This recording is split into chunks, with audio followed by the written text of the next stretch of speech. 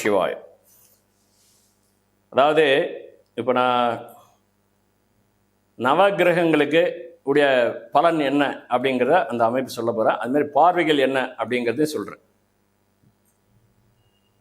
ஒரு நூல்களுக்குள்ளாரே ஒரு நூல்கள் வித்தியாசமாக இருக்குது. ஒரு நூல்களில் என்ன கொடுத்துருக்குன்னா, ஆனால் அந்த நூல்கள் பேரை நான் சொல்ல விரும்பலை. ஏன்னா எதுவுமே அந்த ஒரு சில நூல்கள், எல்லா நூல்களையும் நம்ம தவறாக சொல்லக்கூடாது. எல்லா நூல்களும் எழுதப்பட்டிருக்குது, அவ்வளோதான். நம்ம பார்த்து புரிஞ்சு நம்ம தெரிஞ்சு காலத்தினுடைய போக்கினுடைய கால கணக்கீடுகள் தகுந்த மாதிரி நம்ம எடுத்துக்கிறோம், அவ்வளோதான். ஜியோ சென்ட்ரிக்கில் கிரகத்தினுடைய பலம் பலகீனம் நம்ம எப்படி நம்ம எடுத்துக்கிறோமோ அந்த மாதிரி அதை பார்த்து நம்ம கணிச்சு எடுத்துக்கிறோம், அவ்வளோதான். அதாவது இதை எப்படி சொல்கிறேன் பாருங்க. சூரிய குடும்பத்தினுடைய பார்வை எவ்வளோ அழகாக சொல்கிறேன் பாருங்க.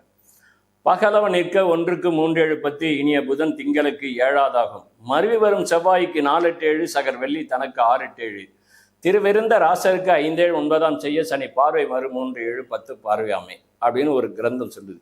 அதாவது பகலவன்னா சூரியன், பகலவன் நிற்க 1க்கு 3 7 10 இனிய புதன் திங்களுக்கு 7 மருவி வரும் செவ்வாய்க்கு 4 8 7 சகர் வெள்ளி தனக்கு 6 8 7 திருவிருந்த ராசருக்கு 5 7 9 செய்ய சனி பார்வை மறு 3 7 10 பார்வையாமை.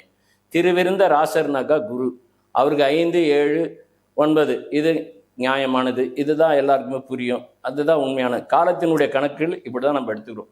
சனி பாவ கிரகனால சனி பின்னால் கடைசியாக போட்டிருக்கான். அதாவது ஞாயிறு திங்கள் செவ்வாய் புதன் வியாழன் வெள்ளி சனின்னு சொல்லுறது சனியை கடைசியாக போட்டிருக்கான். ஞாயிறை முதல்ல போட்டிருக்கான். ஏன்னா ஞாயிறு போட்டி ஞாயிறு ஒன்றே போற்றினா. ஏன்னா சூரிய குலத்தினுடைய சூரிய நாயகன் அவன் தான். அப்போ சூரியனுக்கு என்ன பண்ணுறான், சனியினுடைய பார்வை அவருக்கு இருக்குதுன்ற மாதிரி 1க்கு 3 7 10ன்றார். அப்போ சனி அவரே இந்த பார்வையை பார்க்குறாருனாக்கா அவர் அரசுபர்ன்றதை அவர் மறந்துடுவார் இல்லையா.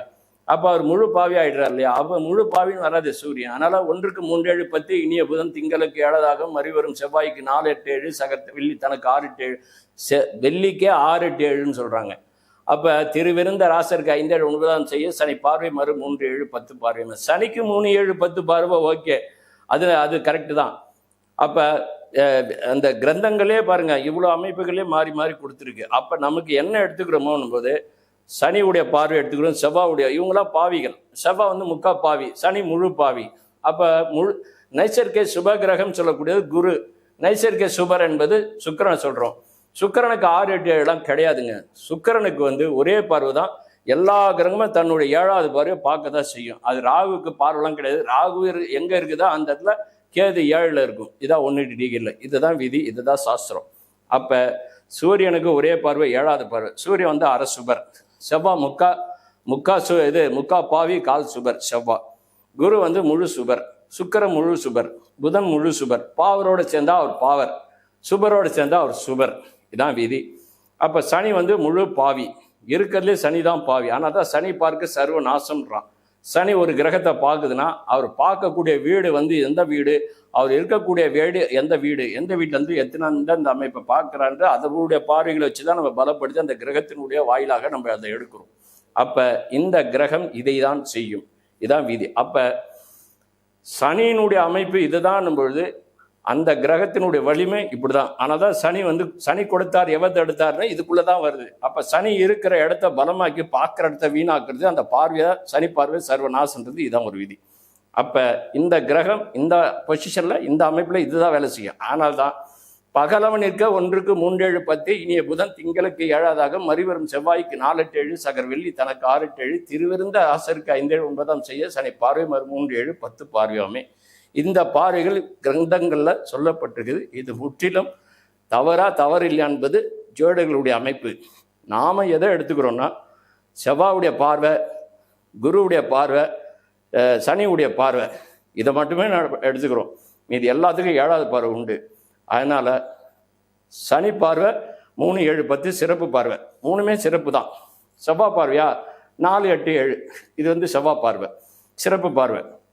குரு பார்வையா 5 7 9. சுக்கிரன் பார்வையா 7வது பார்வை மட்டுமே. புதன் பார்வையா பாவரோடு சேரும்போது பாவர், சுபரோடு சேரும்போது சுபர். அதனால் புதனுக்கு 7வது பார்வை, சூரியனுக்கு 7வது பார்வை. இதுதான் அமைப்பு, இதுதான் சாஸ்திரம், இதுதான் சொல்லப்பட்டிருக்கு. இதுதான் உண்மை. இதுதான் இதனுடைய அமைப்பு இப்படி தான். அதுக்கு அடுத்தது விளையும் புதனும் சூரியனும் தான் விரும்பிய 4-1-8 அமர்ந்திட்டால் வளையக்கூடியவன் மன்னவனாம். அதாவது சூரியன் எந்த ஒரு கிரகத்தோடு சேர்ந்தாலும் அதை அசமனப்படுத்திடும், இதான் விதி. ஆனால் புதனோடு சேரும்போது அது புதாதிய யோகமாக மாறிடுது. அப்போ அது ராஜயோகத்தை கொடுத்துடுது. அதனால இந்த அமைப்பு 1-8 அந்த இடத்த எவ்வளோ அழகாக சொல்ல பாருங்க. 1-8-4 4-1-8 அமர்ந்திட்டால் வளையக்கூடியவன் மன்னவனான்னு சொல்கிறான். அப்போ இந்த அமைப்பில் வரும்பொழுது ஒரு மன்னனை ஆக்கும், அவர் யோகமாக்கும்.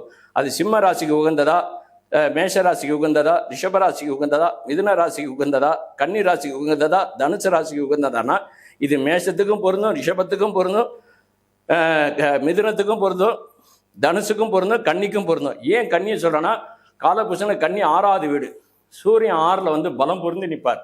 அப்போ புதனோட வீட்டில் அவர் இருக்கும்போது இந்த புதன் கன்னிக்கு 6வது வீடாக இருந்தாலும் அது லக்னத்தை நீங்கள் கணக்கு பார்க்கும்போது புதன் லக்னமாக எடுத்துக்கிட்டா கூட அது லக்னம்.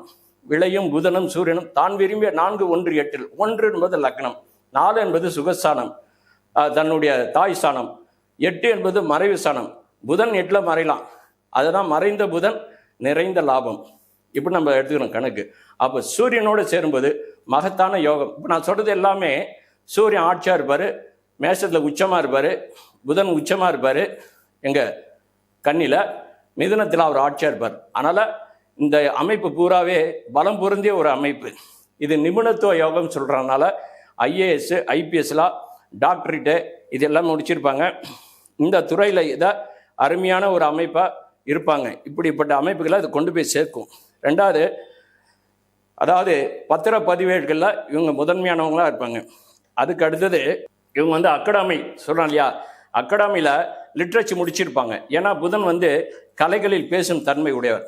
புதன் எப்படின்னாக்கா கலைமகளுக்குரியவர். அதனால் வாதங்கள் விவாதங்கள் இதில் அமைப்புகளில் முதன்மையான பெற்றவர் புதன். அதனால தான் இந்த புதன் இந்த அகட விகடம் சொல்லக்கூடிய அந்த காவியத்தில் காவிய நாயகனா புதன் முதன்மையாக போட்டுறார். அதனால தான் விளையும் புதனும் சூரியனும் தான் விரும்பிய 4-1-8 அமர்ந்திட்டால் வளையக்கூடியவன் மன்னவனான்றான். இதான் விதி.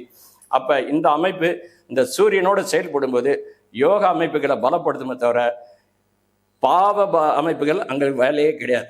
ஆனால் தான் இன்னைக்கு அரசியலில் பாருங்கள், பெரிய பெரிய தலைவருக்கு பூரா நான் அப்போ சொன்னது பூரா அரசியலில் இதுதான், இந்த ஒற்றுமை தான். அதனால தான் தனித்த சூரியன் வேலைக்கு ஆகாது. புதனோடு சேரும்போது காவிய படைப்பு, காவிய நாயகன். கலைஞருக்கே எடுத்துங்களேன், பலமாக இருக்குன்னா இது தாங்க. அப்போ சூரிய பலமாக இருக்கணும், சூரியனோட சேர்ந்த புதன் பலமாக இருக்கணும். இதெல்லாம் யோகமாக இருந்து போச்சுன்னா வாழ்க்கையில் அவன் உச்சத்துக்கு போய் நிற்பான், கண்டிப்பாக நிற்பான். இந்த தசையில் சூரிய தசையாக இருக்கட்டும், புதன் தசையாக இருக்கட்டும், உச்சத்தில் நிற்பான். அந்த ஒரு யோகமே அவனை முதன்மைப்படுத்தும். ஓம் நம சிவாய்.